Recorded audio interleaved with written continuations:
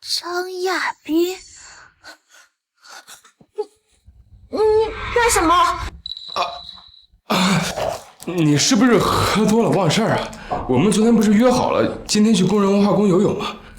我专门给你送泳衣的。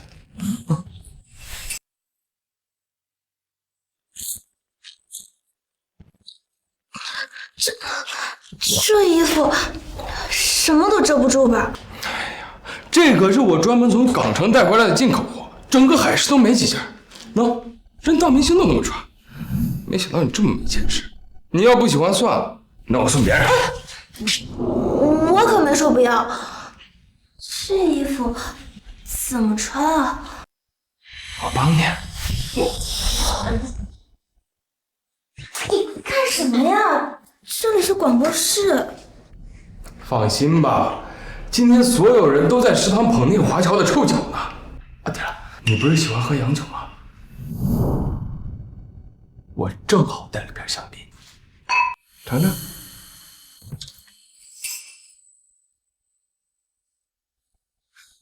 喜欢喝就多喝点，不够还有呢啊！怎么样？我怎么感觉好热呀？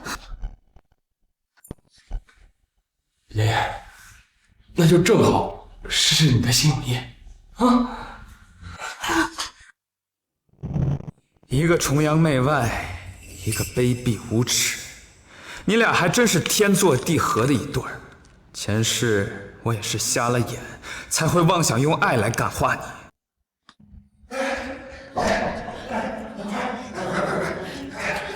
和上一世一样，全是出名的长舌妇。王阳，你果然没让我失望。快，有好戏看！明明，王阳说你出事了，让我们赶紧过来。发生什么事了？妈，前世我被污蔑，我妈一夜白头，后来更是为了帮我洗清冤屈，四处奔波，不到50人就走了。这一次，我要让他们把对我和我妈的亏欠连本带利的还回来。明明，你受什么委屈了？是谁欺负你了吗？妈，你放心，我没事儿。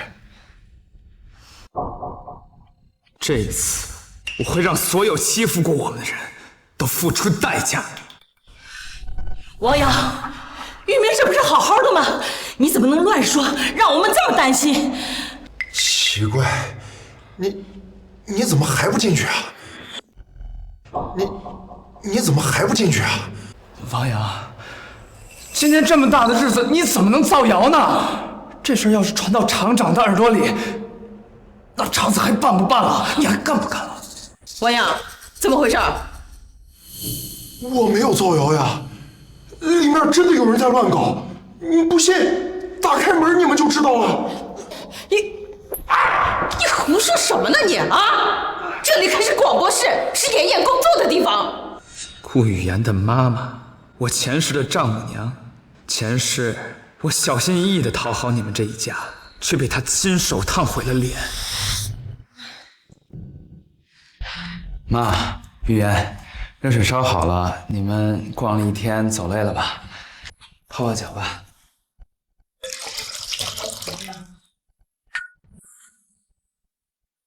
妈，你还是得找妈啊！要不是因为你这个小畜生，就凭我家妍妍的条件，早就高价了，我女儿都被你毁了。我的脸！强奸犯就该顶个烂脸，让镇上的小姑娘一眼就能认出你这个人渣。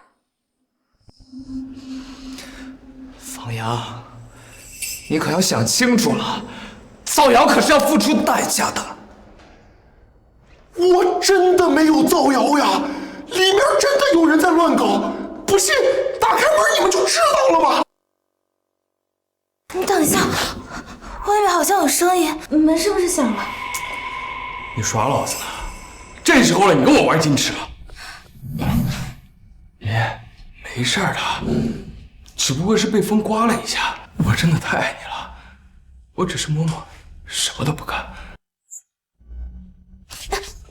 你要是被人发现了，我就全完了，我爸肯定会打死我的。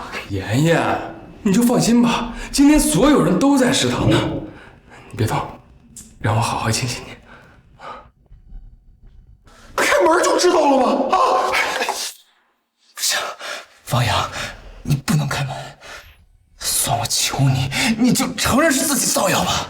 这么精彩的大戏，怎么能提前节目？当然要叫更有分量的观众一起来看呢。你这是什么意思呀？王阳，我求你了，你如果把门打开，我就完了。哦，我知道了，陈宇明呀，陈宇明，你一定是已经对预言下手了。他怕我们知道，才不敢让我开门的。王阳，你这胡说是什么？我们宇明就不是那样的孩子。陈宇明，你给我滚开！我要进去看妍妍。不行，今天谁也不能把门打开。哎，你，来人，把他给我拽开！不要，一块儿。你们起来呀！你们起来呀！哎呀，起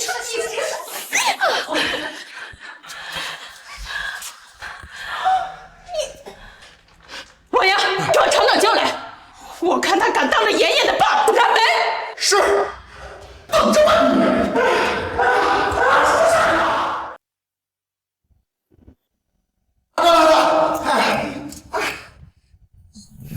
妍妍呢？你把她怎么了？前世，厂长知道真相后，虽然把顾玉妍嫁给了我，背后却叫人对我百般折磨，想对我屈打成招。厂长，真的不是我，不是我啊！不是你，妍妍亲口指的你。你是想赖账，还是想诬陷妍妍撒谎？妍妍才是受害者，给我狠狠的打，打到她认罪为止。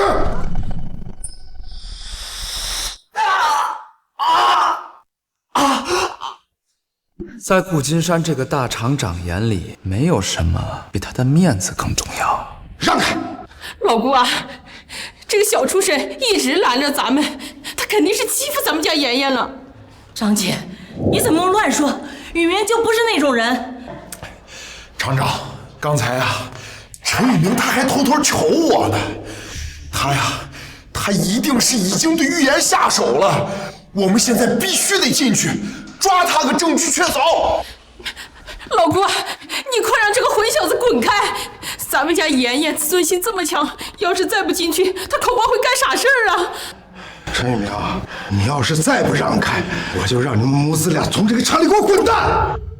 这可是你说的，希望你一会儿还能这么威风。不行，我不能让你们看见妍妍现在的样子。就算你把我开除，我也不会让你们进去的。宇明，听话，赶紧把门开开啊！我最后要等的观众还没到，这场好戏一定要等到所有人都到了才好看。陈宇明，你被开除了。哎呀，厂长，宇明可是咱们厂唯一的大学生啊！咱们王总还说要给他提干呢，你要把他开除了，把他的前程就给毁了呀！那也是他自找的。宇明，听话，赶紧把门开开。今天在会上，王总还对你特别满意，不然你就毁了前程了啊！快开门！啊，我真的是为他们好，我真的不能让厂长开门。老顾，他一直拦着咱们，妍妍肯定是出事儿了。他这么要强的人，我也想不开，怎么办呢？把他给我拽开！对，拽开！不要！拽开！顾金山，一想到待会儿能看到你们一家三口在全场几千号人面前丢脸的样子，我就忍不住想笑。别打了，别打，王总来了。小陈，你这怎么了？王总，我等的人终于到了。前世就是因为动静太大，引来了王总。顾玉言担心张亚斌受影响，才让我当了替罪羊。顾厂长，你对我们厂唯一的大学生、技术人才都做了什么？王总，这小子他欺负我闺女。王总，我没有。既然您来了，那就请厂长亲自证明我的清白。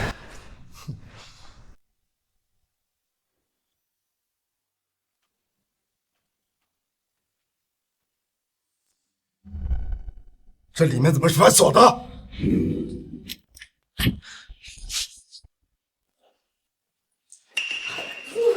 真的有人！你肯定听错了，不会有人来的啊！爷爷，你快给妈开门啊！爷爷，是我派来了，你快起来啊！妈，我没事，你先回去吧啊！厂长，妍妍不会如王阳所说，是因为想不开，故意把我们支走了。爷爷，你别怕是妈呀！你快给妈开门啊，爷爷！妈，真的没事儿，你们赶紧回去吧。妍妍这么要强，就算是有事儿，她也会说自己是没事儿的。锤子给我拿过来！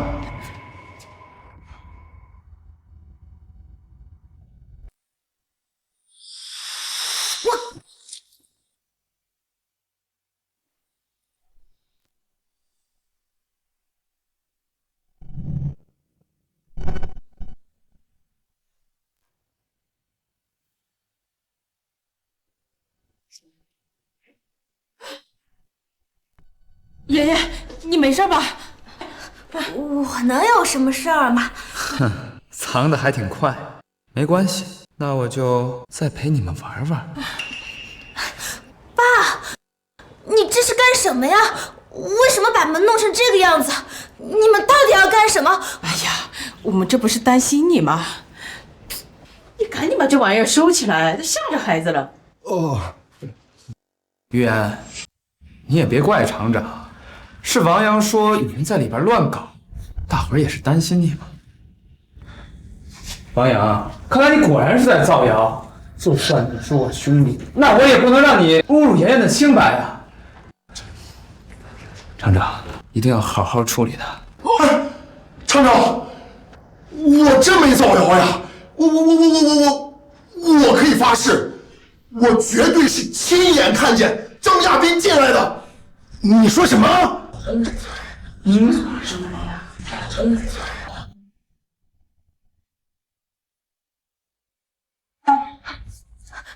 陈宇明，你往那边去干什么？玉言，我觉得这个屋子里怎么有一股奇怪的味道啊？就是，一进屋咋有一股骚味儿？是啊，我一进来就闻到有骚味。玉言，是不是你的垃圾桶没到啊？我记得你的垃圾桶就在桌子下面。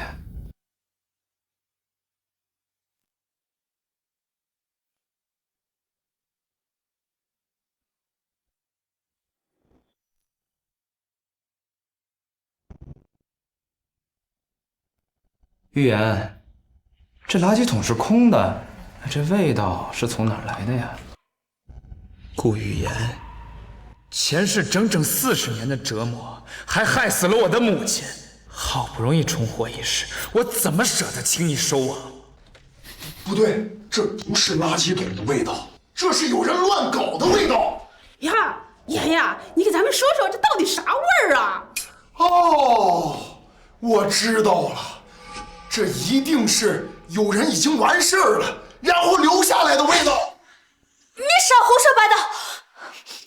王阳，你不就是因为我拒绝了你，所以就在这里对我泼脏水吗？王阳竟然跟顾玉言表白过，怪不得他一直针对我。王阳，你居然对我女儿有这种龌龊的想法，你也别干了。那个王总，实在是不好意思啊，让你看了这么大个笑话啊！不过您放心，这件事情啊，我一定会严肃处理的。厂长，我觉得阿阳他不是这种人，我们应该好好查一查，不能冤枉一个好人，也能还玉言一个清白嘛。没错，对，我敢肯定，张亚斌一定还在这个房间里面。没有的事，爸，你不要听他胡说八道。查！小陈刚刚被你们打成这样，总得给人家一个交代吧。而且，我想看看我投资的企业到底干不干净。那就查，都到处看一看。王阳，如果今天这个房子里面没有人，你就给我小心点儿。我查，快找！爷爷，你放心，妈妈绝对不会让爸爸放过王阳的。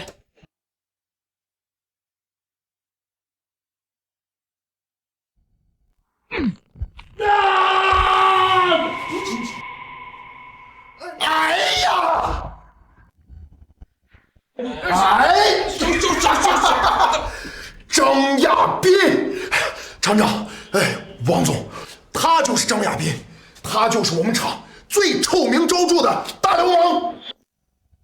不是我，是。哎呀，他身上都是顾玉言的味儿，他们呀一定在这儿乱搞啊！顾厂长，到底怎么回事？张亚斌，你怎么会在妍妍的会议室啊？妍妍，这到底是怎么回事？厂长，你们都误会了，我是来帮玉言修话筒的。哟，修话筒还修到桌子下面去了。就是啊，修话筒还加了一上位啊！你们这群土老帽，你们懂个屁！那是进口货，线都在下面走的。而且玉言刚才喝醉摔倒了，我是为了扶玉言，所以才站上班的。对，就是这样。要是你呢，那这个锤子就闯进来了。要是我再换衣服，我的清白就全毁了。还想狡辩？顾玉言，这一次我不会放过你们的。哎，玉言，你这脖子上是什么东西啊？这一定是张亚斌亲的。哎，你看他心虚了，他。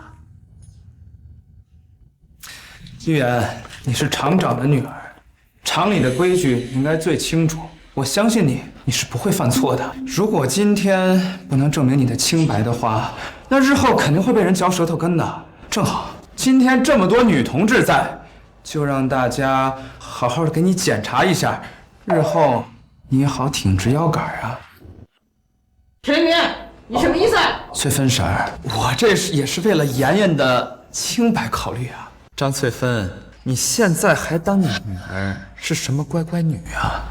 媳妇儿，你别着急，咱雨明这个孩子呀，他从小就喜欢妍妍，这里呀肯定也是对咱们妍妍好啊。就是啊，人家雨明这是话糙理不糙，玉言是不是干净，有没有乱搞，大家一查就知道了吗？就是啊，爷爷你也别怕，我们都是验身的一把好手。妈，我不要验身，要是传出去了，我还怎么做人啊？我家妍妍清清白白的，她是个什么样的人，我心里最清楚。这验身有什么怕的呀？他要是不敢验呀，他就是心虚。对，心虚。你看，都闭嘴！所有的男同志都出去，女同志留下，给妍妍验身。走，走，走。妍妍，别担心，这种检查很快就过去了，婶子们有经验。妍妍，这件事情过后，妈妈会还你一个公道的。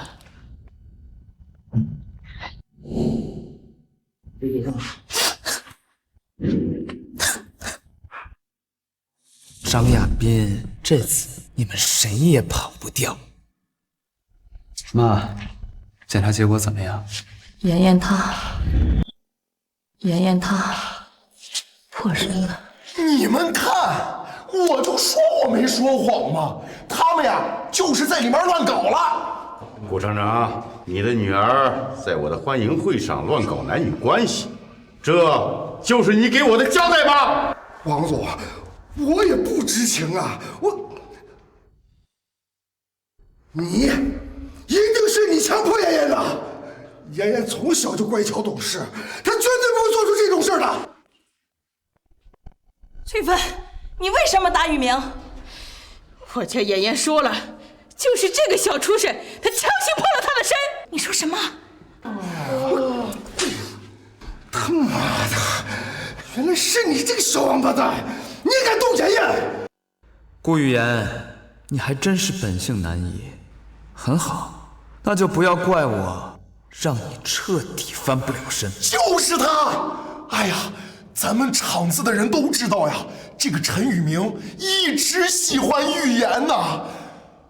哦，他这次把这个事儿弄得这么大，就是为了强行取走玉言呐！哎呀，他妈弄死你我！妍妍让你和亚斌进去谈谈。好啊。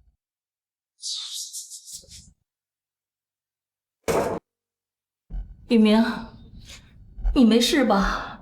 妈，我没事儿。我的复仇才刚刚开始。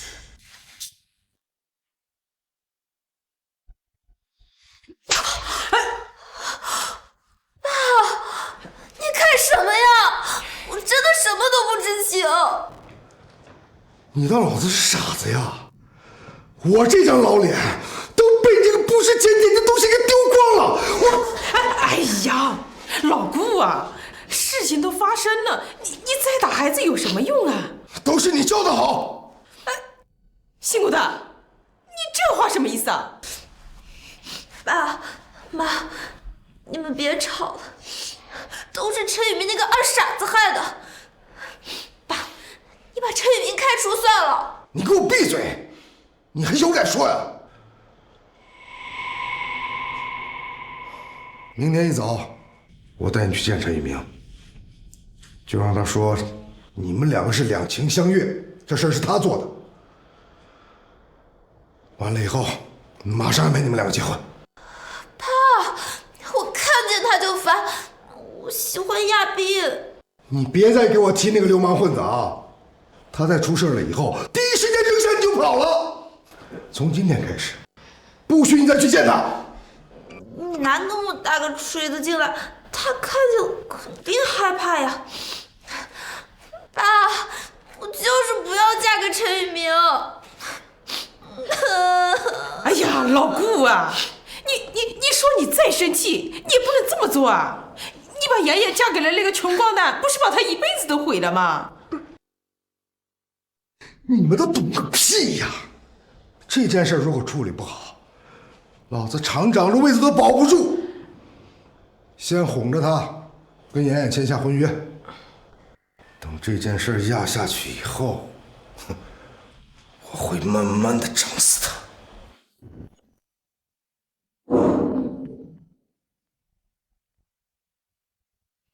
进。厂长，你叫我和宇明过来有什么事吗？别担心，是好事儿。我想和宇明单独聊聊。宇明，进来吧。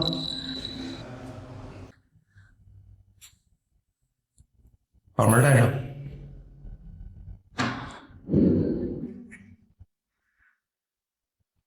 宇明啊，坐。厂长，有事啊？宇明啊，你那么喜欢妍妍，你应该不想看着妍妍遭受厂里的那些流言蜚语吧？厂长，我不太明白，您的意思是？妍妍，昨天的事儿你可别放在心上啊！你是受害者，如果厂里有人嚼舌根子，你就来找大婶儿。你装什么好？要不是发生这些事儿，我爸怎么能把我嫁给你家那个废物？哎，你说什么？宇明要娶你？别演了，我现在看见你们就恶心。哎呀，妍妍，你听我说，我们家宇明啊，可是真心的对你好，这是我们家的传家宝，来，我把它送给你，就作为我的聘礼啊。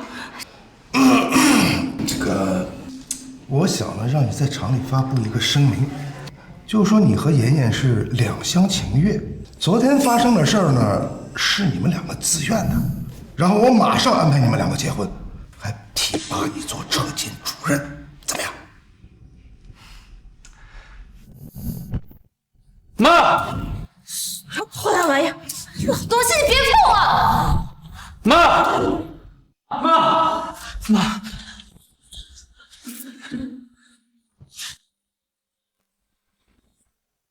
你瞪我干什么？是老东西自己摔的，跟我又没关系。他差点把我裙子扯破了呢。妈，我现在就送你去医院。宇明，妈没事，咱别去医院送他冤枉钱。妍妍说的对，是我自己摔伤的，和他没有关系。你们马上就要结婚了，在这节骨眼上，可千万不要闹矛盾啊！就因为我以前是顾雨言的舔狗，我妈才会为了我对顾雨言这么逆来顺受。陈玉明，你敢推我？你还真把自己当我男人了是吧？顾玉言，你敢欺负我妈，我一定会让你付出代价！陈玉明，我给你脸了是吧？别以为我们要结婚了，你就可以对我甩脸子了。李明，你们马上就要结婚了，你这是干什么呢？现在跪下给妍妍认错，别因为这点小事情影响女儿的婚事。厂长，是我的不对，我要让玉明给妍妍好好的道歉。来，我给你下。妈，顾玉言，我什么时候说要娶你了？你说什么？那我就跟你再说一遍，我陈宇明这辈子不会娶你这种烂人。你敢欺负我妈，我一定会让你付出代价。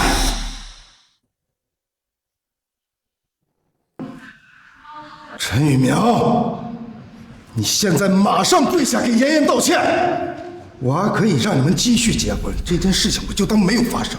否则，我会把你们母子两个赶出工厂，收回分配的房子，让你们母子俩无家可归。现在，跪下！厂长也没把我开除了，那我母子就没地方住了呀。是我们玉明不懂事，来，我给你下跪。妈，你不用求他，王总已经入股了，你敢以公谋私，坏了厂里的规矩吗？哼，别跟我提什么王总、李总的，只要我没死，这个厂子就一直是我的。好大的口气呀！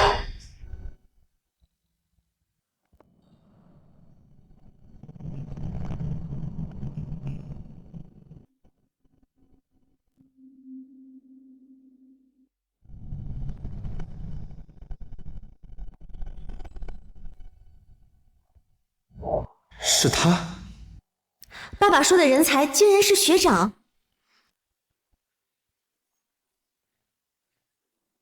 雨冰啊，不就是被喜欢的人拒绝了吗？你这么优秀又这么抢手，为什么非要出国呢？我就是要离开这个伤心之地。爸今天呢去考察投资的服装厂，看到了一个年轻人设计的图纸，我觉得呀不差于你的设计。你想不想见见这个人呢？如果他的设计入不了你的眼，那你即便出国，爸绝不拦着。爸，我已经见过最顶尖的作品了。不过您既然这么说了，那我这次就让您输得心服口服。学长，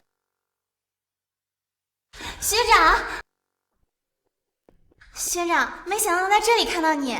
是啊，我们还真是有缘分呢。毕业前，我为了顾玉言，拒绝了学妹的告白。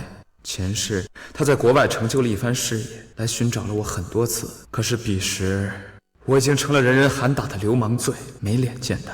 这次，我一定要珍惜良人。你是哪里来的货色？跟陈宇明什么关系？你是学长什么人？管得这么宽？我呀，是陈宇明的心上人，我让他往东呢，他呀就不敢往西。顾一言，以前我看上你，是我瞎了眼。我再跟你说一遍，我这辈子都不会娶你这种烂人。陈宇明，别给脸不要脸！我是王总的秘书，我叫王洛宾，特地来考察的。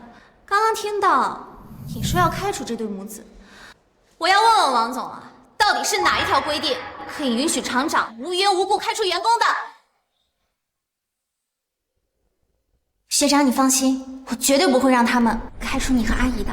既然王秘书这么说了，那我肯定会按规矩办的。太谢谢了，小姑娘，谢谢。那个桂兰啊，雨明啊，从今天开始呢，你们两个就去第三车间工作吧。什么？你让我去三车间可以？但是宇明他还年轻，他是厂里唯一的大学生呀，你怎么能让他去三车间呢？这可是正常的工作调动，很合规矩的。对了，如果你们到月底了，业绩不达标，我肯定会按规矩办的。妍妍，咱们走。玉明，是妈害了你啊！是妈害了你啊！妈，不就是去3车间吗？你相信我，我一定会创造奇迹的。阿姨，你为什么这么担心啊？第3车间有这么可怕吗？第3车间有这么可怕吗？没事儿，第3车间没什么可怕的，只不过是一个普通的车间而已。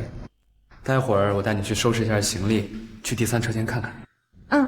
玉明呀，要去3车间，你的前程就毁了呀！妈，您儿子您还不相信吗？我说我能创造奇迹，就一定能做到。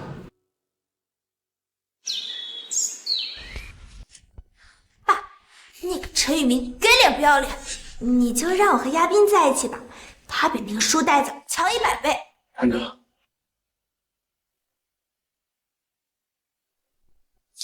厂长，陈宇明那个窝囊废不知道这些，但我一定会对妍妍好的，您就放心吧。只要娶了厂长的女儿，以后老子就能在这儿呼风唤雨了。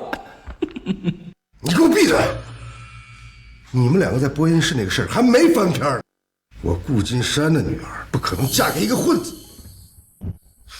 我会安排你进第1车间当主任，但是你自己得争取当一个先进个人，否则我是不会把妍妍嫁给你的。厂长，您就放100个心吧，我让销量翻3倍、5倍。我要陈宇明心服口服、名正言顺的滚蛋。反正按照厂里的规矩，月底就要裁撤第3车间了，到时候就让他们母子俩跟那些老东西们一起滚蛋。罗宾，介绍一下，这就是第3车间。第3车间都是上年纪的工人吗？于明、桂兰，你们怎么能跟我们这一群老东西分到一起呢？周奶奶，从现在开始呢，我还有妈就跟您一起工作了。是呀，罗宾，如果这个月完成不了生产指标，那我们整个第3车间的生产线就被砍掉了呀。这月底砍掉第3车间已经是板上钉钉的事了。今天都已经25号了，距离我们的目标还有500件没有卖出去。这下个月孩子的学费还不知道咋办。那和直接开除你们有什么区别？这本来就是生产力分配不均匀，我要去告诉王总。这种小事儿就不用麻烦王总。是呀，王总给我们投资建厂，给我们一口饭吃，还给我们分了房子，我们已经够感激的了。宇明，你放心，妈哪怕是上街去挨家挨户的去敲门，也要把服装给卖掉。就算是第3车间没了，只要你能评上个越先进，厂长就不会把你开除。妈，不就是500件吗？我一定会把他们都给卖出去，让咱们第3车间评上先进团队。第3车间的爷爷奶奶们很重视书生，前世他们愿意相信我，却在月底被厂长故意裁掉。这一次，我要带第3车间的大家留下来，挣到钱。不愧是学长，我看上的男人口气不小啊！陈宇明，就凭你这么个书呆子，还有那群老弱病残，你们也想成先进集体？小杨，你糊涂呀！你怎么能跟这个小流氓混在一起？他都把你给带坏了。死老太太，说谁流氓呢？斌哥，这现在可是第1车间的车间主任。车间主任就可以羞辱工友吗？平等互助，你们连厂里的规矩都不放在眼里了是吗？规矩，在这个厂，我斌哥和厂长说的话就是规矩。王阳，你在我们家吃了这么多年的饭，现在拍拍肚子就去给张亚斌当狗了是吗？学长骂得好，你就是新来的小秘书，妹妹，他就是个中看不中用的书呆子。你不如跟哥一起混。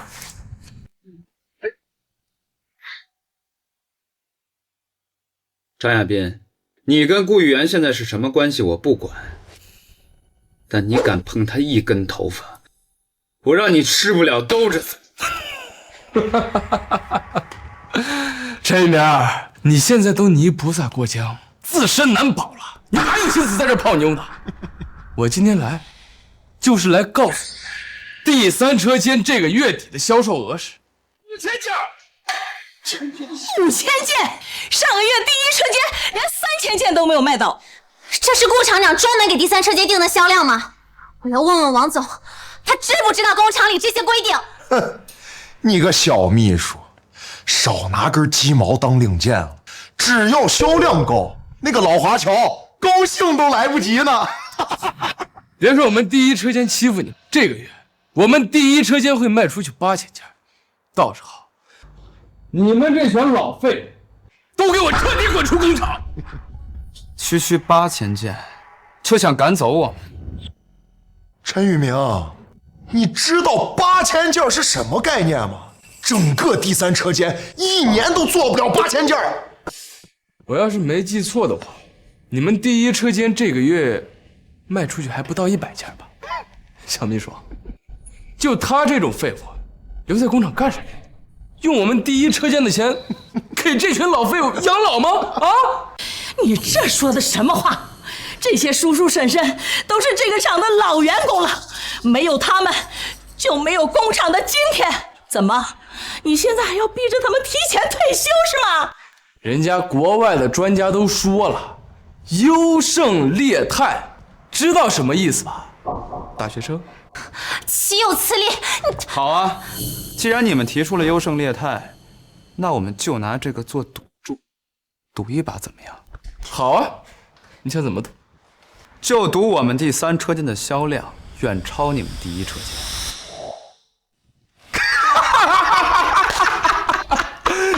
远超第一车间，凭什么？就凭这群老废物。没错，就凭我和他们。好啊，我跟你赌。如果你输了，你就承认那天和顾玉言在广播室乱搞，并且带着你的狗滚出工厂。好。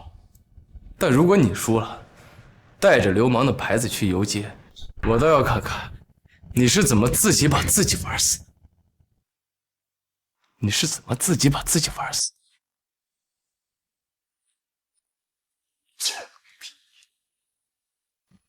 玉明，你也太意气用事了。这别说超过第一车间了，就连再多卖出500件，这都很难啊。是呀，玉明，我们这些老骨头都没用了呀。只能给你拖后腿，第三车间这些机器也都是最老最旧的呀。走，玉明，妈带你去找那些小混混，咱不跟他赌了。你不能用意气用事来毁了你的前程。妈，我没有意气用事。学长，你就听阿姨的吧，流氓罪的下场太重了。那个混蛋，他就是想在真相大白之前让你给他顶罪。我比任何人都明白流氓罪到底有多严重，所以我才不能轻易放过这对狗男女，更不能蒙受不白之冤。我要清清白白的活在太阳下。那我们要怎么才能赌赢呢？我们先停产1天。我们第三车间之所以产量低，是因为我们一直以来生产的都是军大衣和劳保服，只要我们的设计可以跟上潮流，甚至引领潮流，我们的销量一定会暴涨。接下来第三车间的设计由我来做。原来是这样，大家放心吧。学长在学校的时候设计大赛就是第1，他还拿过全国设计大赛的第1名呢。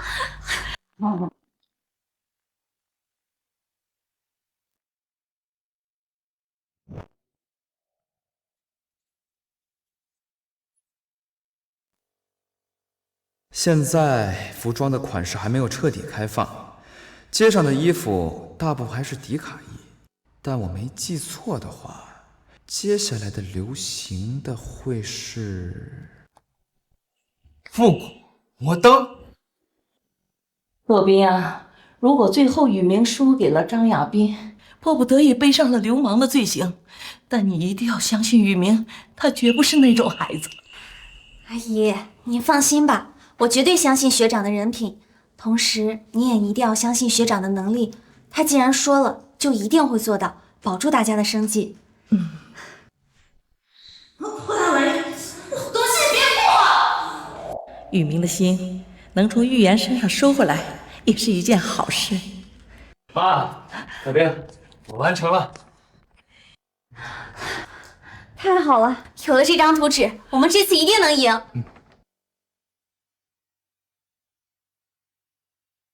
我从来没看到这么好看的衣服。我们明天一早就开工。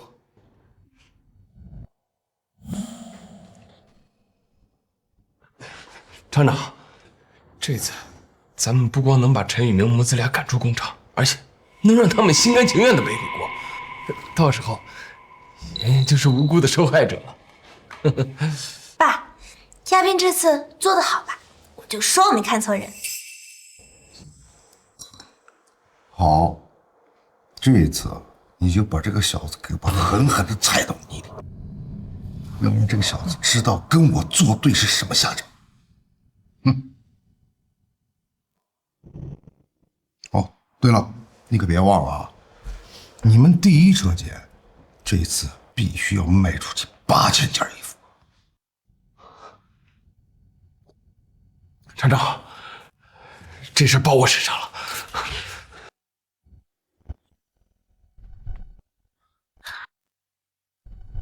叔叔阿姨们，这是学长昨天刚设计的图纸，这个月底啊，咱们就卖图纸上的衣服。你还别说，这大学生设计的衣服比咱们之前看到的都好看。这次我觉得咱们能赢。现在最紧要的事情就是赶紧把这些衣服给赶制出来，只要大家能做出来，我就都能卖掉。好。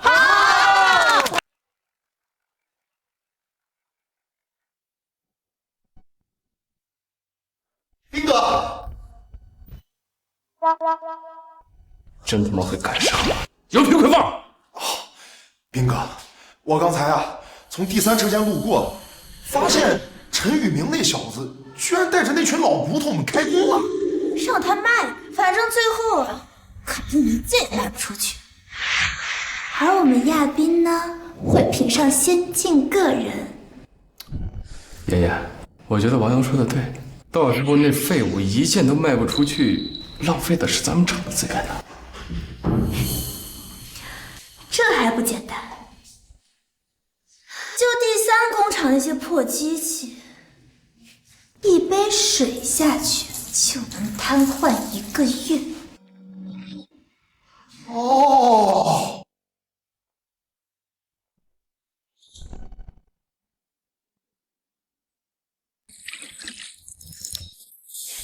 这机器怎么坏了？这还有几百件呢，这还有几百件呢！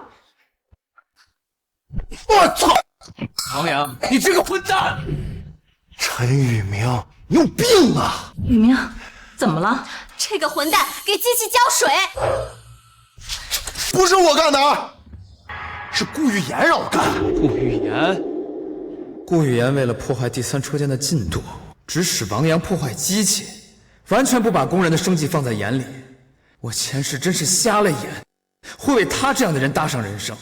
对，没错，是你以前的心上人让我干的。宇明呀，要我说，人预言也没错。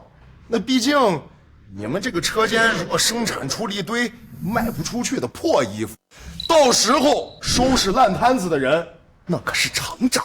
王阳，你小时候哪家人的饭没有吃过？现在你跑来砸大家的饭碗。行了，就当初的那点小恩小惠，还指望着我感恩戴德呀？要我说，你们现在就赶紧收拾好东西，等着滚出厂子之后，看着陈宇明挂着流氓罪的牌子游街啊！王阳，和你的主子洗干净脖子，等着。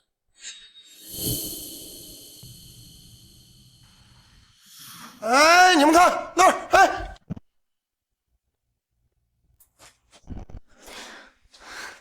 时间就快到了，机器老化这么严重，万一修不好，这可怎么办啊？小姑娘，你别怕，我们这些老家伙也不是吃素的。就是，没错，当年没有机子，我们也能把厂子撑起来，对不对？对。缝纫机，这是当年宇明他爸给我的彩礼。阿姨，你要用缝纫机来赶制这批衣服，量这么大，来得及吗？哎，我还认识其他的制衣厂，不然我们先借用2天他们的机器。好丫头，不用。妈，我跟三婶已经把布料发下去了，大家都很愿意帮忙。那就好。大家除了第3车间的叔叔阿姨们，还有别人愿意帮我们？顾金山每个月都会挑选出一批上了年纪的员工，把他们调到第3车间，又以第3车间的销售成绩不达标把他们开除。所以顾金山开除的员工远不止你看到的那些。岂有此理！我一定要把这件事情告诉我爸，告诉王总。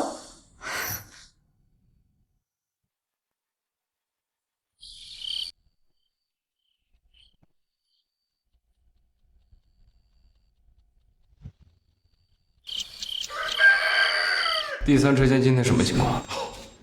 那些机器啊，根本就修不好，今天一个人都没来。这就是得罪我的下场。光折腾他了。你的第1车间准备的怎么样了？我爸最近可盯得很紧。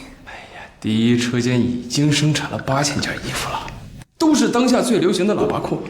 到时候咱们只需要稍微一打折，那些顾客肯定疯抢。你呀，就把心放在肚子里吧。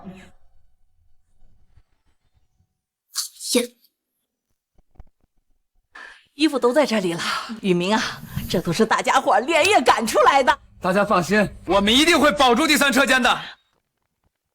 没错，我们一定要把姓张的那个流氓赶出工厂！赶出去！王阳，看来那书呆子真的一件衣服都没做出来，表现的不错。等我当上厂长，肯定给你升职加薪。谢谢兵哥。我爸还在呢，这么早就想取代他的位置了？跟王阳开玩笑呢嘛。只要老子娶了你，这个厂早晚都是老子的。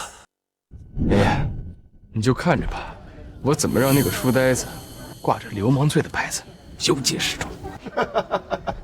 兵哥，他们这次呀，一件衣服都没做出来，他们输定了。谁说我们做不出来了？陈宇明，你该不会是拿着以前没卖掉的破衣服出来丢人了吧？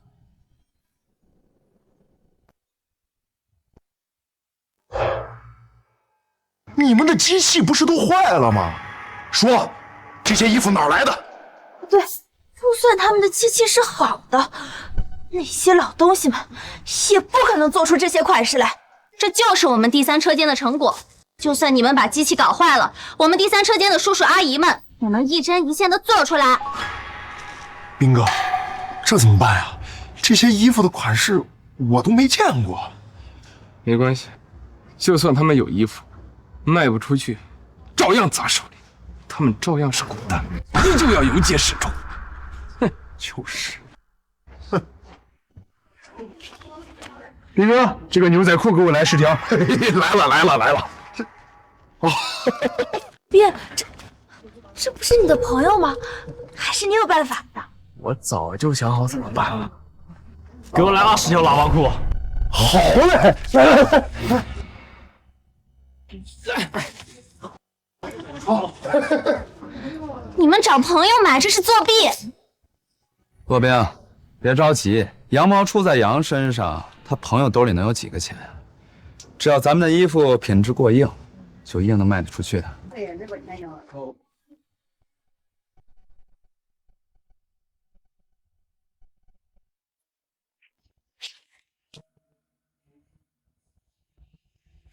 开业大酬宾，买2送1，全场一律7折。哎，7折，7折。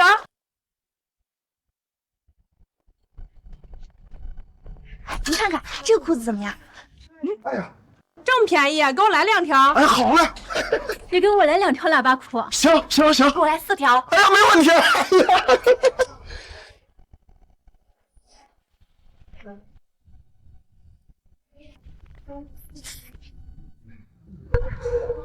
哎呀，学长怎么办啊？他们动静那么大，都没有人看我们这边，我们的衣服明明比他们的好看。老兵，来，你穿上这条裙子出去逛街。什么？雨明啊，都啥时候了，我们哪有心思逛街呀？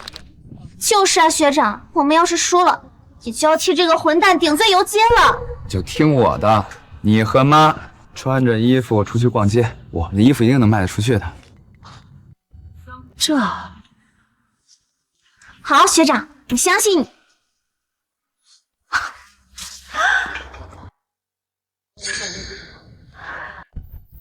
夏冰，他们居然学你，自己买自己的衣服去了。就是，就算他们第3车间全部的废物来买，他也翻不了身。要怪，就怪他自己非要跟我打这个赌，怪他自己自掘坟墓。就是，真好。哎呀，这能穿出去吗？不行，我换回来。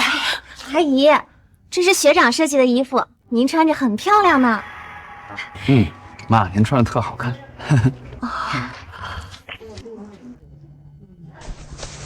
小伙子，那姑娘的衣服给我也来1件。行，我带您挑挑。行，这件是吧？行，给您装好了啊，拿好啊。还真的卖出去了。这衣服只有穿在人身上的时候，才能展现出它的效果。待会儿呢，你们就穿这身衣服出去逛街，就去人多的地方。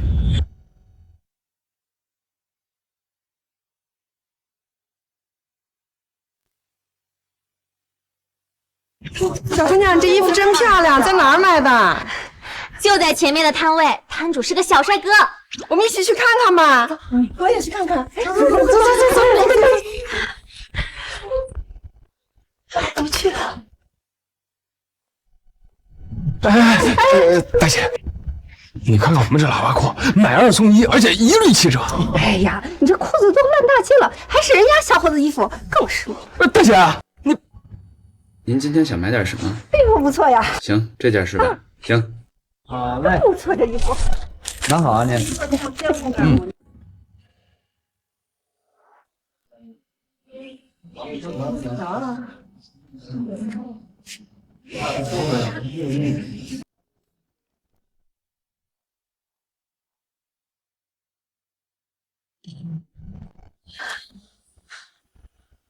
学长，我们的衣服竟然都卖光了。还得感谢你们2个行走的衣裳架子，我们的衣服才能卖得这么顺利。学长，你现在可比以前有意思多了。是吗？操，怎么一件都卖不出去？林哥，要不咱们让玉妍穿着这儿的裤子去转2圈去？玉妍呢？谁知道他跑哪浪去了？别白费心思了，好货就怕对比，你们输了。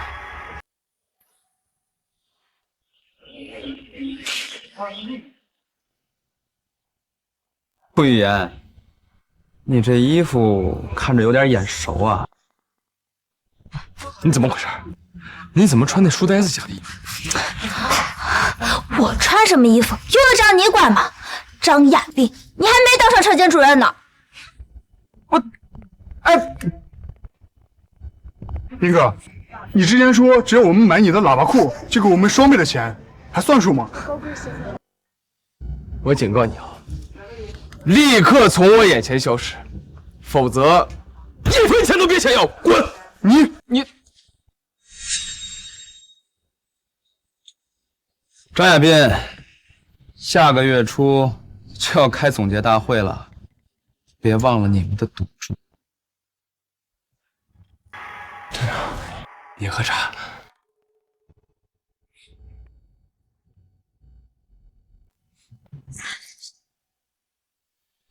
你觉得老子现在还有心情喝茶吗？你当初是给老子整承诺的，现在可好了，先进个人是陈玉明的，先进机器是第三车间的，老子还得养着第三车间那帮老东西们。爸，你先消消气嘛。我消什么气啊？要不是你们在厂子里乱搞，我就一撵走陈玉明啊！现在，你们要是想在厂子里面再抬起头来，就把屎盆子坑我小子头上去！哎呀，好了好了，你现在再骂他们有什么用啊？不如想想接下来该怎么办？难道真要把这个个人先进发给陈玉明，打我们自己的脸啊？爸，你快想想办法，总不能真的让亚斌去游街啊！游街？游什么街啊？就凭他们，你们还逃不出老子的五指山！哼！我拿到了这个月的销量报表，我们的销量比第一、第二车间都高。这个月的先进集体啊，是我们第三车间的。学长，你是先进个人。这下不光是大家的工作保住了，雨明也能恢复清白之身了呀！看，学长一下把销量提高了几10倍，我要让爸爸也来参加这次的总结大会。学长，李阿姨，明天的总结大会我会晚点到。好，罗冰，这段时间你忙前忙后的，辛苦了。前世我竟然狠心拒绝这么好的学妹，为了顾雨言这个贱人赔上了一切。这一次，我一定要珍惜对的人。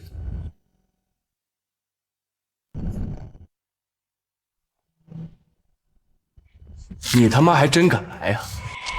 我有什么不敢来的？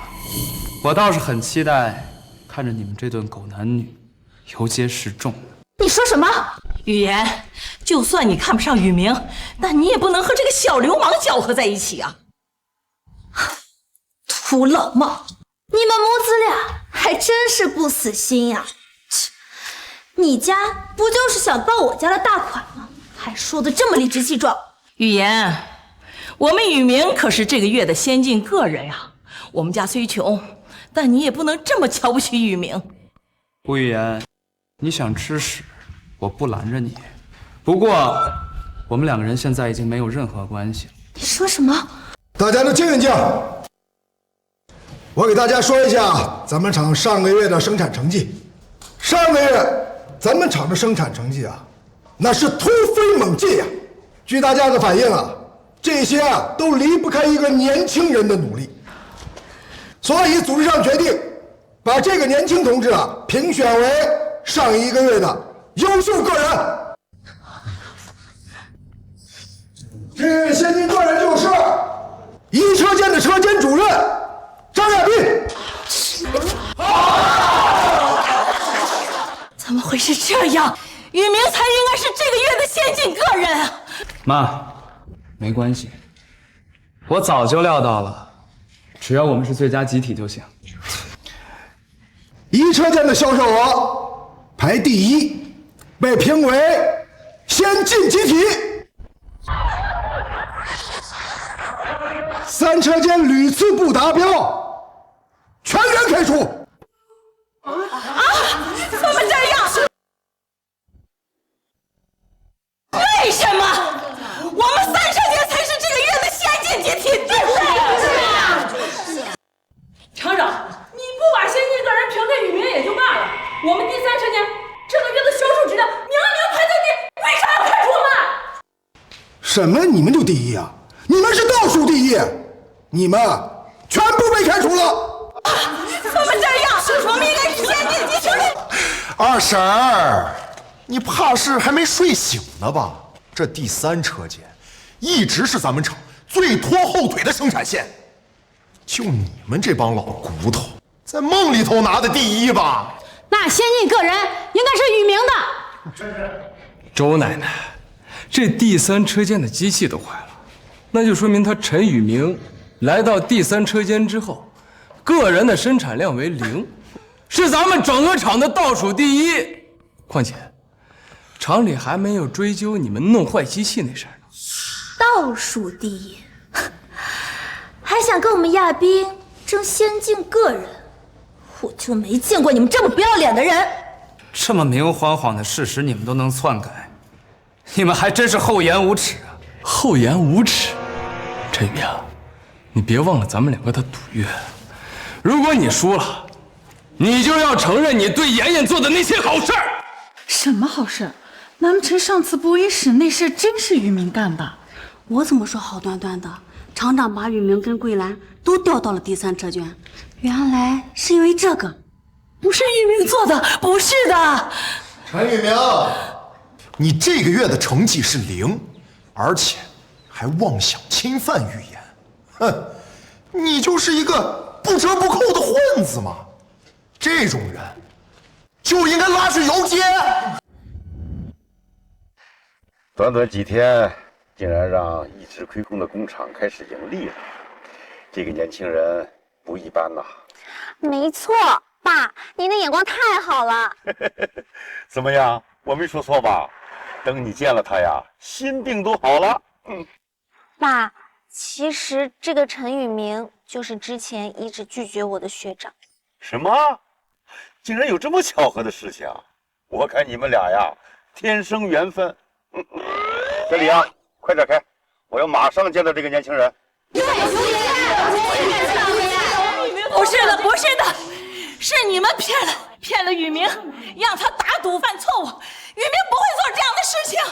陈宇明啊，你要是个男人，愿赌服输，你就承认你做的那些破事儿，游街去。是你们篡改了报告。陈宇明，说话要讲证据。你们这些穷货，我爸可是厂长，你们拿什么跟我斗？我要把这件事告诉王总。你也不撒泡尿自个儿照照，王总是你们想见就能见的吗？还是说你们觉得王总会不相信我爸这个优秀厂长，而相信你们这群老东西？你说的没错。老东西，你听听，连你儿子都亲口承认了，你还是赶紧收拾东西滚出厂里，再把房子给我还回来吧。你们一直以来这么高高在上，不就是仗着你爸是厂长？如果他不是了呢？你说什么？区一个厂长，我也能当。陈一鸣，你是吓疯了吧？都开始说梦话了。你个书呆子，凭什么当厂长啊？你会做什么呀？我儿子会设计服装，不信你到街上看看去，现在很多人穿的都是我儿子设计的服装，是你们捏造了假数据，骗我儿子打赌，替你们顶罪。我呸！老东西，我和妍妍是两情相悦，清清白白。倒是你这个畜生儿子插足不成，侵犯了我们妍妍。你儿子犯的那是罪大恶极的流氓罪啊！王阳，拿东西过来。好。你信口胡说！你碰我妈！陈一鸣，上次在王总的招待会上你就胡搞，这事实都已经调查清楚，你现在还敢出言不逊啊？那好，咱们就按照规矩来，拉你出去游街。游街！哎呀，可惜了呀，你那小秘书不在身边，不然他就不会错过这个风景。看看这几个字跟你多配啊！陈宇明，看来你一直护着的那个姘头，在关键时刻也扔下你跑了吧？我就说嘛，他怎么可能看得上你呢？唉，可惜了，你竟然还为他打下那个赌。不要自己有病还给别人开药方，眼瞎就去眼科看看。王总，王总，你居然还敢回来！我又没做亏心事，我为什么不敢回来？反倒是你们伪造证据，以权谋私。学长、李阿姨，你们不要担心，只要有我在，这里没有人敢伤害你们。王总，您来了怎么也不提前跟我说一声啊，我好安排人招待你啊。我提前通知你了，还能看见这出好戏吗？我听骆宾说，小陈儿和第三车间的老同志们做衣服的销售量突破了建厂以来的记录。像这样的有功之人，你不优待也就罢了，还想开除？这什么东西啊？乱七八糟，乌烟瘴气！你就是这么做厂长的吗？哎呀，王总啊，您先消消气啊。骆宾秘书他应该是对我们厂里的具体情况不了解。这个三车间它本来就是一个优秀员工的过渡车间哦，他们上个月就已经在这个名单上了。至于说小陈，他是自己认罪的，那在我们这里，那流氓罪、游街那是铁律呀。王总，是他骗我儿子打赌的。既然打赌认输了，愿赌服输，他就该认罪。好一个愿赌服输！这是上个月的销售数据，张亚斌，你输了。小陈，上个月你创造了销售奇迹，说吧，有什么要求，我都会答复你。王总，我想要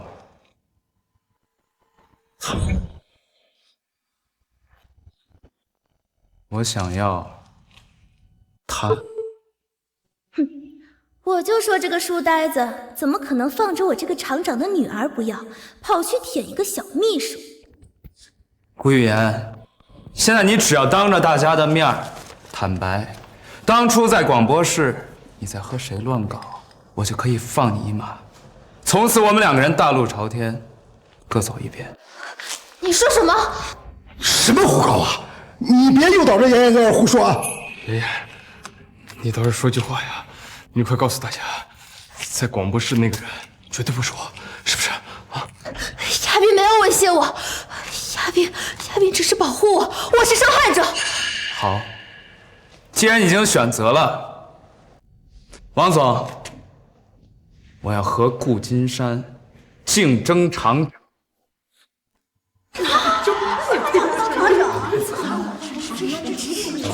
陈玉明，你疯了吗？我不就是没有替你的和亚斌分开吗？你竟然为了报复，就给亚斌扣上流氓罪的帽子！顾语言，我现在不想和你扯上关系，你少往自己的脸上贴金。好啊，下一次就算你跪下来求我，我也不会原谅你的。这厂长岂是你想争就能争的？你才几年的工作经验啊！你这么闹，你就不怕王总看笑话？这有什么不可以的嘛？厂长之位本来就是能者居之，我给你们1个月的时间，让你们证明谁才是最佳的厂长人选。不行，我们支持，我们不行。那王总，现在我们第三车间的老同志还需要开除吗？这些老同志嘛，不仅不开除，而且这个月每人多加50块钱奖金。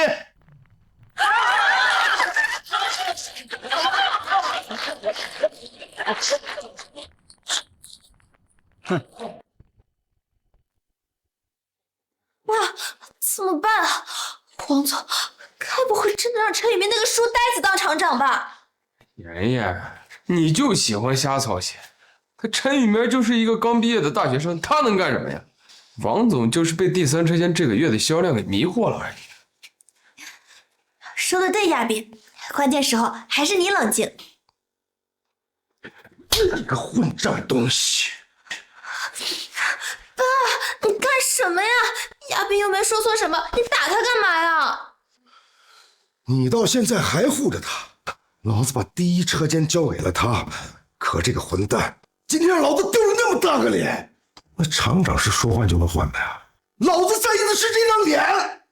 厂长，那小子这次出尽了风头，他不就设计出了新的图纸吗？他只不过就是正好专业对口的大学生而已。我港城认识那设计师朋友，比他可牛逼的多。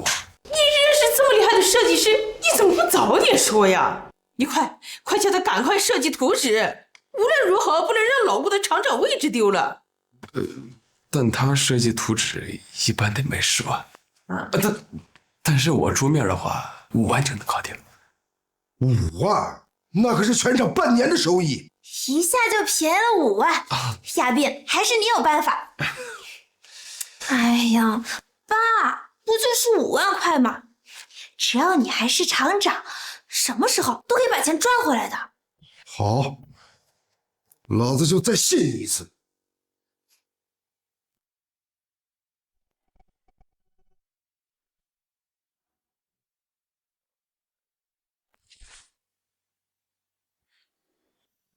洛宾呀，今天幸亏你带来了王总，才让厂长他们没有得手，真是太谢谢你了。不客气，李阿姨，学长的事就是我的事。罗宾，我妈说的对，今天多亏你带来了王总。毕业的时候我拒绝了你，现在你能不能再重新给我一个重新回答你问题的机会？可以，学长。我喜欢你，你愿意做我男朋友吗？我愿意。罗宾，把你手给我。学长，这是什么？这个是我家的家传手镯，现在终于找到它的新主人了。谢谢学长，我好喜欢这个镯子，我一定会好好保管的。罗宾，我现在只有这么一个拿得出手的礼物，不过我以后一定会当上厂长，会带着大家挣钱，我会让你过上更好的日子。玉明，你真的要争这个厂长吗？这可不是那么简单的事呀。妈，我知道这不简单，但是我有计划。明天我去见个人。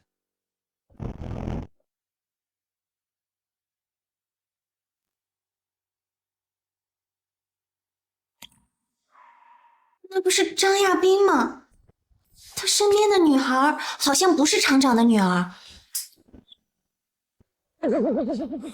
文文，最近忙坏了吧？也没有了。哦，对了，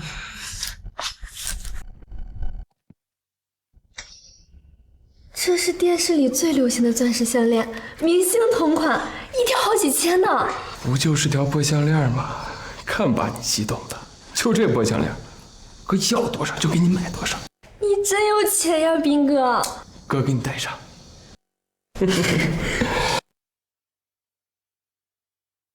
他妈的！自从广播室和顾一言被发现之后，顾金山这老东西就把顾一言看紧了，老子几乎摸都摸不到。现在终于有机会开荤了。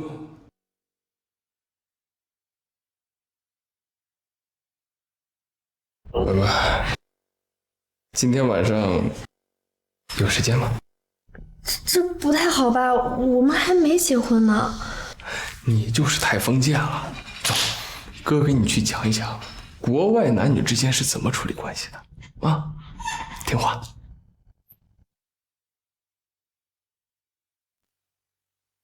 这个张亚斌居然背着厂长的女儿跟别的女人厮混，亏顾雨言对他还这么死心塌地。就让顾雨言吃下他亲手种下的苦果吧。哎，对了，学长，你特地来这里是要见什么人吗？罗宾，这个是六合服装厂的赵老板。你好，陈主任，我早就想见你了。你好，赵老板。你好，你好，赵老板，坐。其实啊，外面的服装厂都在打听你的消息啊，陈主任。你看，这大街上到处都在穿您上次卖的衣服，就没想到你会找到我合作。我记得前世六合染坊是新开的纺织工厂，因为这边的各大纺织厂已经垄断了市场，起步阶段非常困难。但后来因为他们用的技术是在保证质量的前提下，大大降低了成本，六合的布料在市场上流通了。赵老板，今后呢，我想从您那儿拿一副布料，我想跟您达成长期的合作协议。求之不得，陈主任，你可真是救我们上与水深火热之间呀！实不相瞒，这里的市场啊，都被那些纺织厂垄断了。我们再谈不到合作，厂里的200-300号工人就要喝西北风了。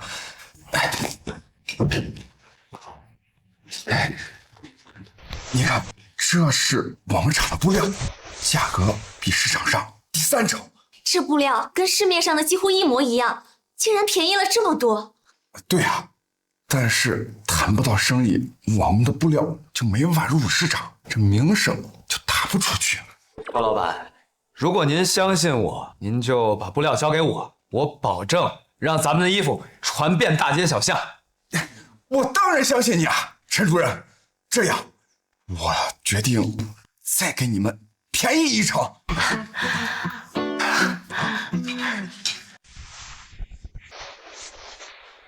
这布料真好呀，比咱们厂之前用的还轻薄结实，竟然便宜这么多。学长，没想到你对这家纺织厂也这么了解，这下我们的成本一下子就降了不少呢。这样呢，我们就可以降本增效，让大家买到更便宜的好衣服。学长，我相信你一定可以把顾金山赶下台，成为新的厂长。别做梦了！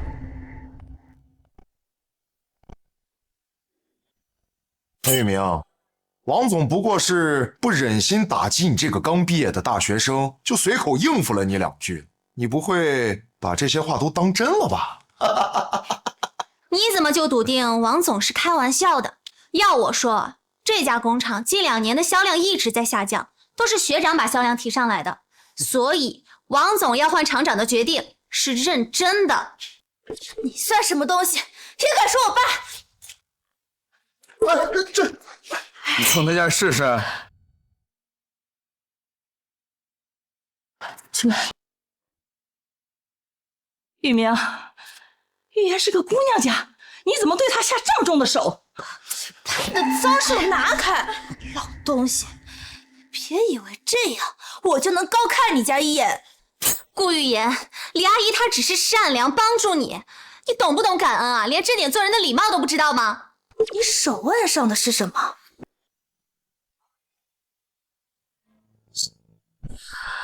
哎呀，妍妍，你听我说，我们家雨明啊，可是真心的对你好。这是我们家的传家宝，哎，我把它送给你，就作为我的聘礼啊。这个不是你老陈家的传家宝吗？怎么会在他的手上？洛冰是我的女朋友，手镯自然应该戴在她身上。另外，这手镯戴在谁身上，好像都跟你半毛钱关系都没有吧？哦，看来你是娶不到我这个厂长的女儿，所以只能跟这个小秘书在一起了吧？看来我和亚斌在一起对你的伤害确实很大呀，让你啊把传家宝都给别人了。语言，你怎么能把这个书呆子跟斌哥相提并论呢？我也不屑和这个人渣相提并论。你竟然说我们亚斌是人渣，陈玉明，你也不看看自己，哪里比得上我们亚斌了？亚斌呀，又幽默又风趣，而你呢，是一个只知道读书的书呆子。顾玉言，你这么向着张亚斌说话，那你知道他现在在哪里吗？你们2个想套我的话呀，也不怕告诉你们，我们亚斌呀去请港城最有名的设计师去了，他的一张图纸要卖10万块，而我们亚斌出面呢，只要卖5万块。港城最出名的设计师是我爸的至交，一张独家设计图少说也要100万，张亚斌还真敢吹。怎么样，陈一鸣，看到你和亚斌的差距了吗？我昨天好像还看见张亚斌了，他身边好像还跟着一个姑娘。你别想离间我们，告诉你吧，下一任厂长只会是我的老公。而你呢，看不到亚斌继任厂长的那一天了，因为下个月你就要滚出厂里了。我们走着瞧。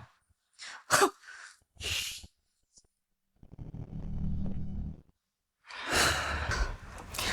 看样子，这个张亚斌出去沾花惹草的钱都是顾金山给的。这个顾玉言居然为了这么一个人渣，践踏学长的真心。都过去了，我现在有了我更需要付出真心的人。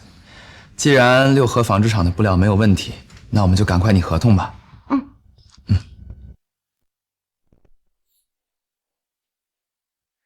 黄友，你最近在亚斌身边有见到别的女人吗？玉言，你怎么还真把陈宇明那个垃圾的话给当真了？他就是吃不着葡萄说葡萄酸呢。不行，你最近问问亚斌都去哪里了，你跟着他。有些事虽然亚斌不想做，但他那么优秀，难保身边有些别有用心的人凑上去。好，那我就跟着斌哥啊。洛冰是我的女朋友，手镯自然应该戴在她身上。另外，这手镯戴在谁身上，都跟你没有半毛钱关系吧？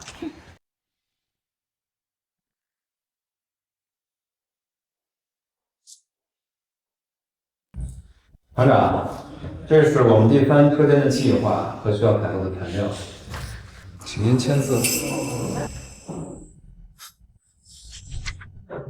这个字我签不了。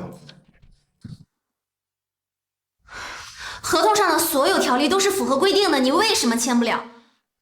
你这是在明晃晃的针对第3车间。我们工厂生产所需的材料一直都是和三泰纺织厂合作，他这个属于擅自更改合作伙伴。厂长，布料我已经拿给采购部的同志检查过，符合工厂的要求。您有什么理由不批？你当厂长的事情8字还没有1撇呢，现在就敢在这跟我叫嚣了？我们只跟三泰纺织合作，你要是想干，就用三泰纺织的材料；如果不想用，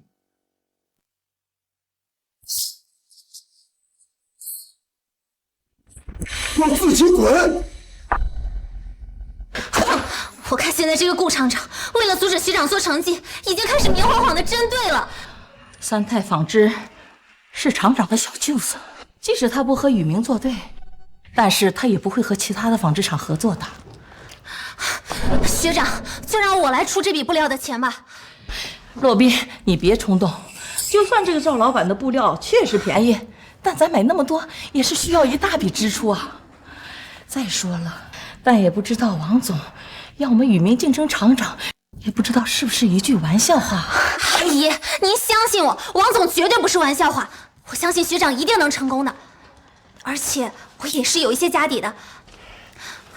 宇明哥，你就让我帮忙吧。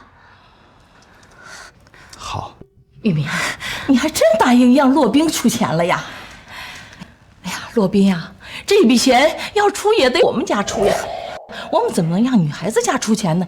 妈，您就放心吧，我是不会让洛宾吃亏的。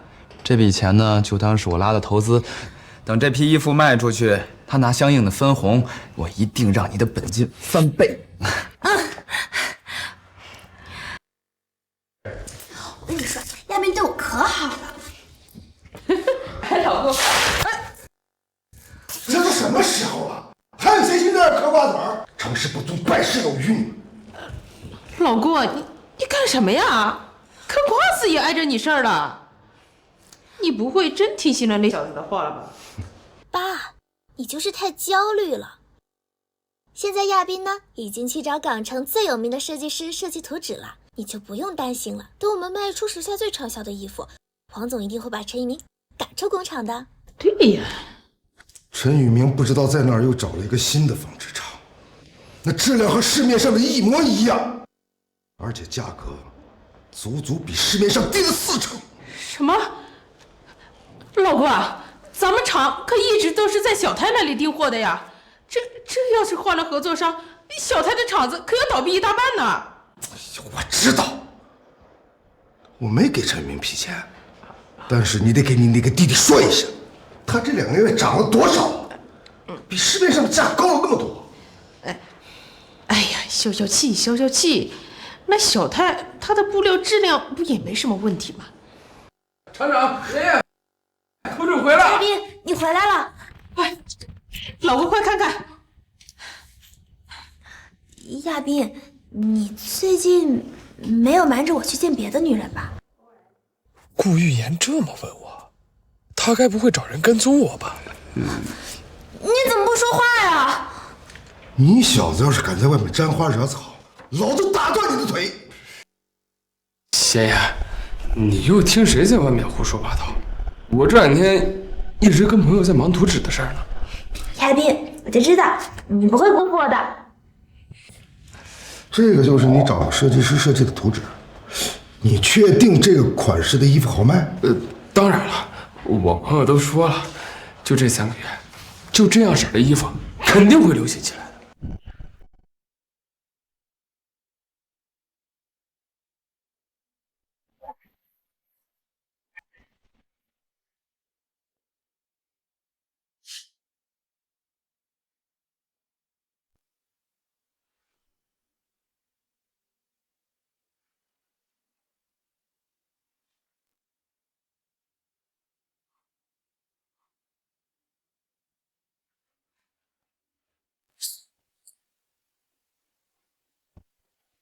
反正只要销量超过陈宇明就可以了，到时候差不多的款式，但我再比他便宜，我看哪个冤大头还会买他的衣服。好，那就大批量的生产这款衣服。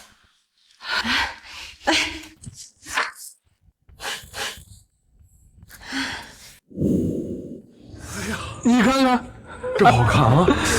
亚斌，你那个朋友不愧是港城最有名的设计师，设计的衣服真好看。这一次呀，咱们也有模特了，这定价再比陈玉明低，这陈玉明一定会输得很惨的。这陈宇明怎么还没来啊？这次该不会不战而胜吧？斌哥，他陈宇明一定是知道你去港城请了设计师，不敢来了。谁说我不敢来了？学长，他身上穿的衣服好像是你设计的款式。你少胡说，这可是我们亚斌花5万块请港城最有名的设计师设计的。小姑娘，该不会是想说这港城最著名的设计师是抄了他陈宇明的想法？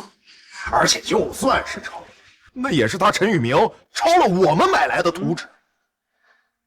5万，顾玉言，我上次就想跟你说了，港城最知名的设计师画的图纸，5万块钱连一个边角都买不到。你花5万块买不到，那是你没本事。我们亚斌可跟那位设计师是好朋友，他花了友情价呢。我怎么没听刘叔叔说过他有这么一个朋友啊？你个小秘书，你就别在这儿装了，你不就是王总的秘书吗？沾了点光，见了点人。妈，你是说港城最有名的设计师是你叔叔啊？小姑娘，你该不会是一边做着秘书的工作，另一边又干着什么见不得人的勾当吧？我就说嘛，这能看得上陈宇明的女人，哼，肯定不是什么好东西。王阳，把你臭嘴给我放干净点儿！哟，怎么戳到你的痛处了？我就说嘛，怎么会有干净的女人愿意跟你呢？顾玉言，你的嘴巴更不配提干净这2个字。对了，我上次让你问张亚斌的问题，你问了吗？我昨天好像还看见张亚斌了，他身边好像还跟着一个姑娘。你少挑拨我和亚斌的关系！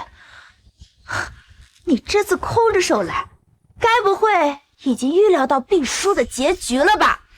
是吗？刚才我们扯了这么半天，你们难道就没有发现什么不对吗？你们这里可是一个人都没有啊！平时这条街都是人流量最大的，今天怎么一个人也没有啊？是呀，这都10点了，按理说这会儿应该是人最多的时候呀。这时间地点都没问题。陈明，你以为你会吓到我？那时我还没有绝招呢。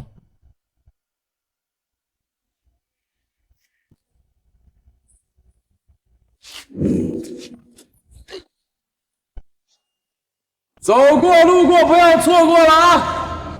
全新款式，最大优惠，全场再便宜1块钱。夏冰，你怎么又打价格战啊？你忘了上次降价，我爸多生气了。妍妍，这次跟上次能一样吗？上次输了是开出第3车间那帮老废物，这次输了，你爸就下台了。最新的款式，最大的优惠。陈宇明，你拿什么跟斌哥比呀？你这儿连一件拿得出手的衣服都没有。便宜1块钱也就优惠啊！今天我就把话放在这儿，你们一件衣服也卖不出去。骆冰，我们走。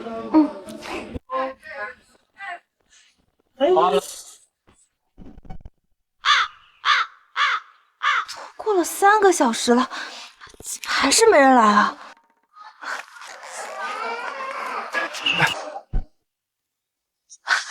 你这儿的衣服多少钱一件啊？原价25块，现在呢只要24块，便宜了整整1块钱呢。这么贵啊！不买！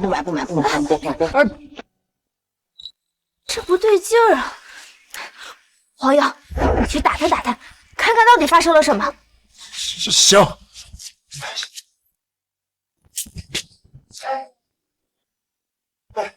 斌哥，玉莲，发生了什么呀？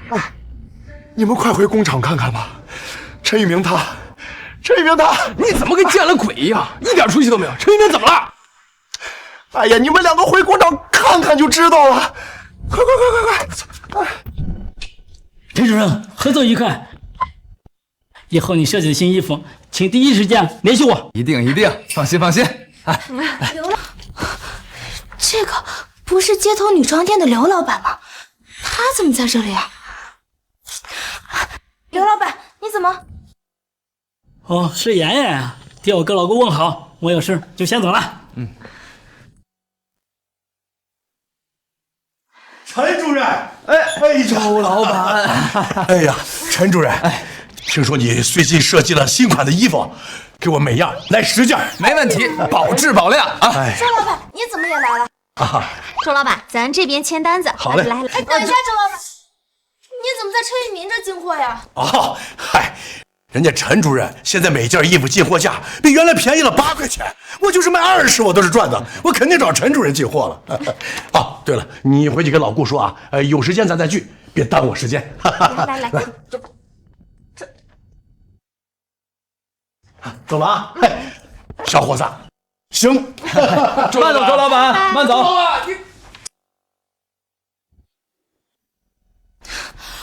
陈宇明，你是不是故意的？竟然比市场价便宜了8块钱！陈宇明，你该不会以为谁卖出去的最多，谁就是先进个人吧？那你怎么不白给他们？你收什么钱呢？这赔本赚吆喝的买卖，我看你拿什么填这个坑？原来是这样，陈宇明，到时候你别指望着厂里帮你还这笔钱。现在你赔本卖出去那么多，到时候还不上钱，你呢就坐牢去吧。谁说我赔本了？我这儿的每一件衣服都在盈利。可能这个价格连材料的成本价都不够。哎，玉言，斌哥，厂长叫你们俩去他办公室一趟。啊？没关系，阿斌，待会儿我帮你跟我爸好好解释，他不会怪你的啊。走。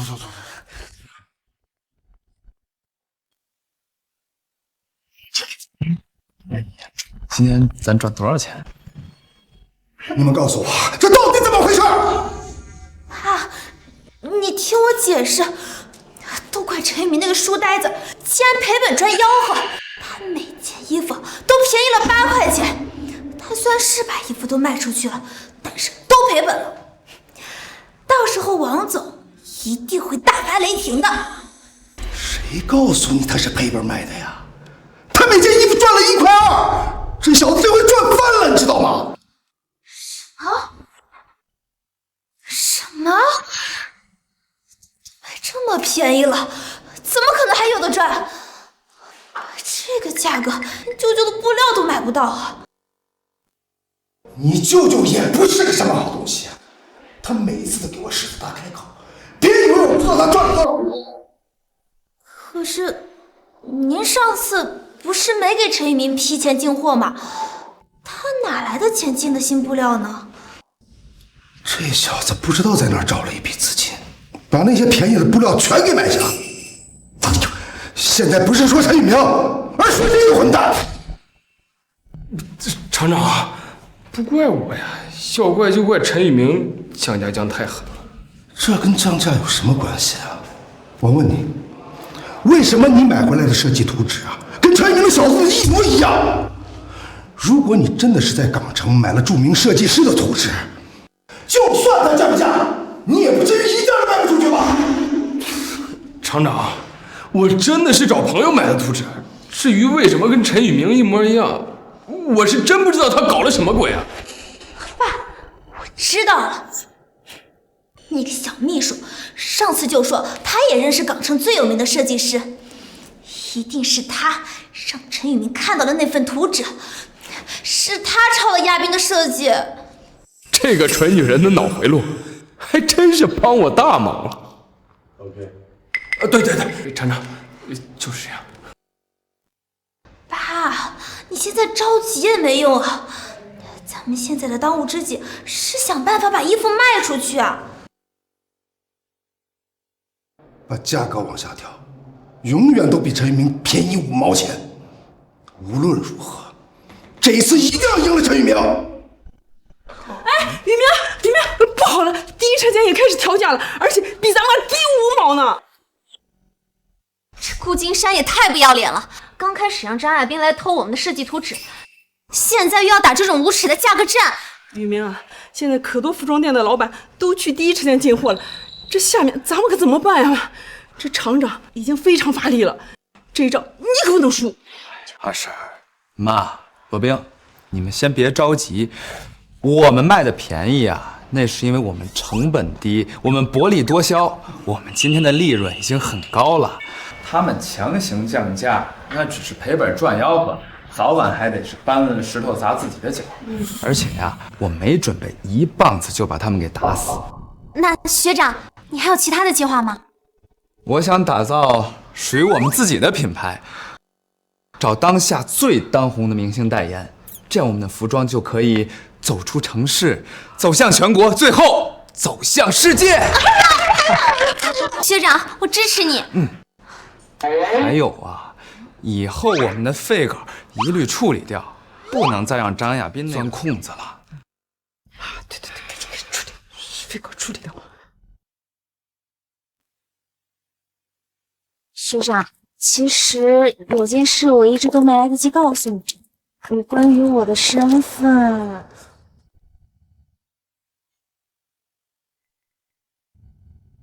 不好，有人抢河！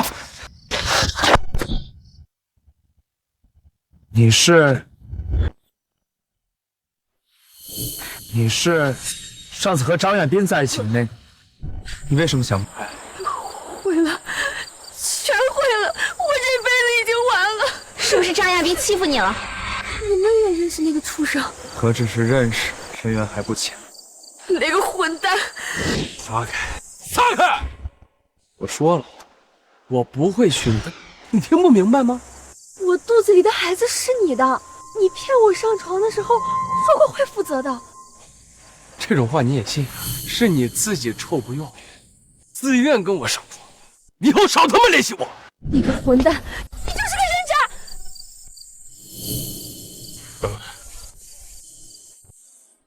你拿着这钱，把肚子里那拖药片打掉。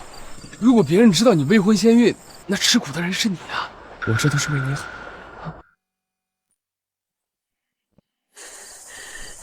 王八蛋！我这辈子毁掉了，我的人生已经完了。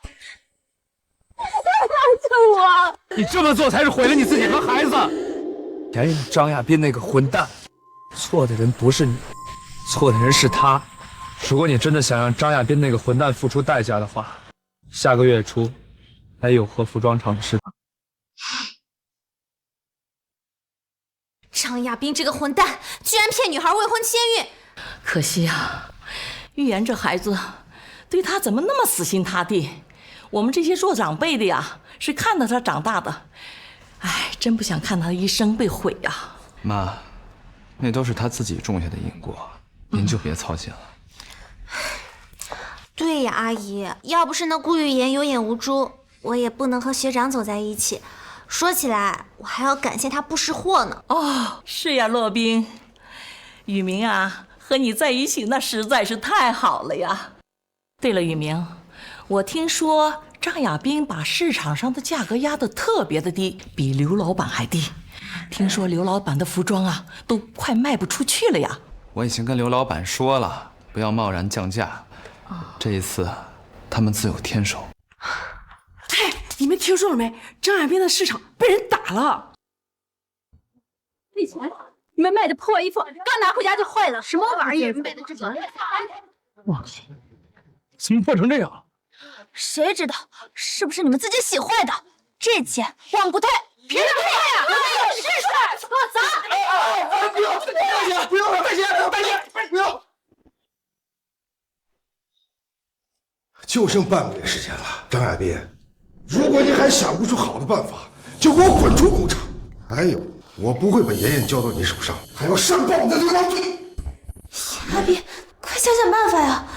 陈宇明这小子现在风头太盛了，或许真的会把这老东西顶下去。我现在得从他手里多捞点东西。厂长，这陈宇明不就是偷了港城设计师的灵感吗？我有渠道，都是外国货，而且现在港城最流行的都是外国的衣服。对呀，爸，亚斌可以搞到外国货。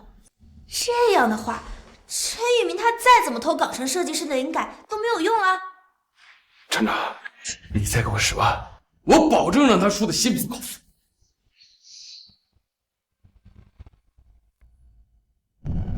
这是你最后一次机会。学长，我听说最近第一车间拿出来的都是进口衣服的款式。哦，对了，月姐说她的档期空出来了，随时可以代言我们的服装。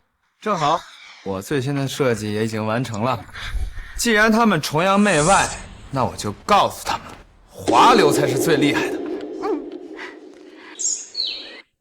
同志们，1个月的时间已经到了，下面我来宣布上个月3个车间的成绩。第一车间53000元，第二车间3600元，第三车间34300元。陈宇明，你还是输，赶紧收拾收拾，带着你身后那帮老滚出工厂！你竟然还想和亚斌还有我爸争夺厂长的位置，不自量力！像你这样的大流氓就应该滚出厂里！张亚斌，你在外面四处招蜂引蝶，还往我身上扣帽子，不心虚吗？你说什么？张亚斌，你就是个畜生！今天我就来告诉大家，他是个什么人！他骗我上床，在我怀孕之后翻脸不认人，还想让我打掉孩子！你他妈竟然敢闯出来！而且他用这个手段骗了好多女孩！妍妍，你听我解释。这个人渣！亏我瞎了眼，一直在维护你，你就是一个畜生！你这个小畜生！你个老东西，你凭什么这么说？我帮你赢了第3次节，你现在厂长的位置稳了，翻脸不认人了是吧？谁说你赢了？报纸来了。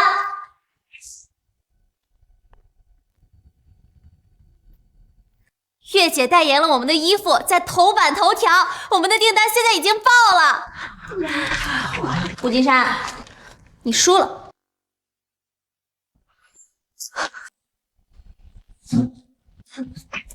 许明，你现在已经向我证明了你自己，现在我愿意嫁给你了。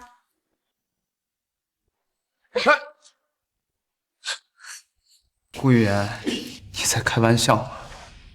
我早就不喜欢你了。陈玉明，你不要不识好歹，你放着我这个厂长的女儿不要，要就娶这个小秘书吗？谁说骆冰只是个小秘书啊？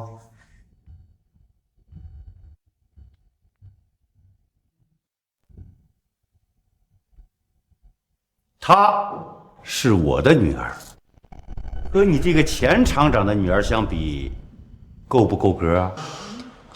王总的女儿，前厂长，没错，顾金山，你私自挪用公款，还自产自销大批量服装，还有你张亚斌，你乱搞男女关系，我和爸爸已经报案了。